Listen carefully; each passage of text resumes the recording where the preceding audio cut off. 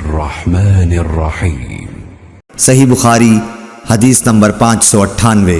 مسدد نے بیان کیا، کہا کہ ہم سے یحییٰ بن سعید قطان نے کہا کہ ہم سے حشام دستوائی نے حدیث بیان کی، کہا کہ ہم سے یحییٰ نے جو ابی کثیر کے بیٹے ہیں حدیث بیان کی ابو سلمہ سے، انہوں نے جابر سے، انہوں نے فرمایا کہ عمر رضی اللہ تعالیٰ عنہ غزوہ خندق کے موقع پر ایک دن کفار کو برا بھلا کہنے لگے۔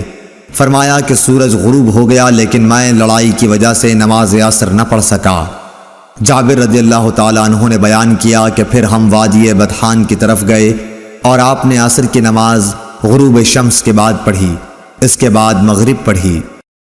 اللهم صل على محمد وعلى آل محمد كما صليت على إبراهيم وعلى آل إبراهيم إنك حميد مجيد اللهم بارك على محمد وعلى آل محمد كما باركت على إبراهيم